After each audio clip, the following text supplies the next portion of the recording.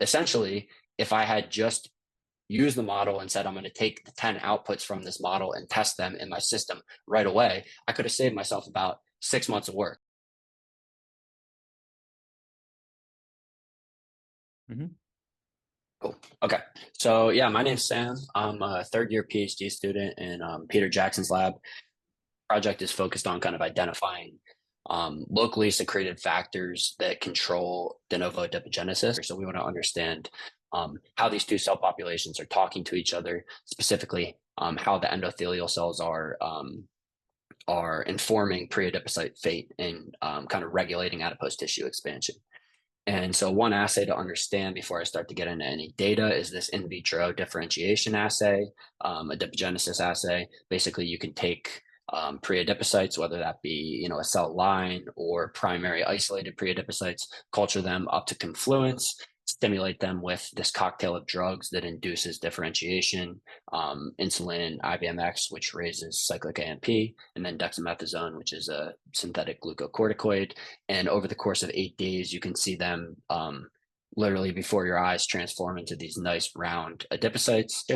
And the kind of twist that I put on this assay was to collect conditioned medium from endothelial cells. At this point, what I have basically is a big list of proteins. I know which proteins are secreted by these endothelial cells, and we want to know which ones cause activity. So this is kind of our traditional pipeline where we identify what proteins are there, apply them, and trace activity. I at this point was informed of Cellformatica, reached out to Yuri, and basically what I gave him was, this is our data that comes out of our mass spec, which is just a list of the relative abundances of the proteins secreted by endothelial cells.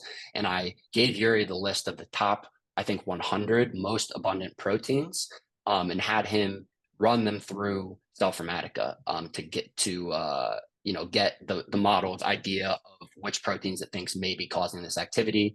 I included, a guiding question, like Yuri mentioned. I included a list of key terms, and then we fed it this list of 100 proteins. And I think Yuri ran each one through about 5 times. So I was given back this list of outputs that looks like this.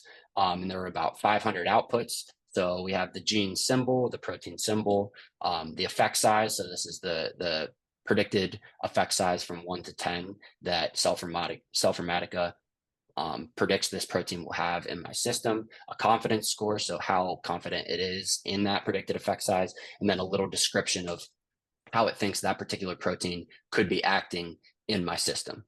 And so at this point, I had a list of proteins that I was kind of already interested in, having done my own literature search. And so basically, initially, what I did was just take this huge output, kind of skim through it to look at the ones I was interested in, see what the predicted effect size was, and then continue along my way with the biochemical techniques that we've traditionally used in our lab. But I came out with this one target, pentraxin 3, which seemed to be present, secreted by the endothelial cells, and present in both of the fractions that had activity. By early February, mid-February, using traditional biochemical techniques, I was able to identify this target, which has the activity that we're interested in. And I thought at this point, let me just go back to the Cellformatica output and see where this target was in its list of outputs. And it turns out it was actually the number one predicted target to have an effect. Number one, and then also, like I said, I think Yuri ran each target that I gave him through 5 times. So it was 5 of the top 100 outputs were this pentraxin 3. So essentially, if I had just used the model and said, I'm going to take the 10 outputs from this model and test them in my system right away, I could have saved myself about 6 months of work. And it's good to have kind of these orthogonal methodated it biochemically. But clearly I was stunned by this, and it really boosted my confidence that this language model is actually doing something really potentially helpful to researchers, and could have cut a lot of work out for me had I just looked at the outputs and utilized them right away.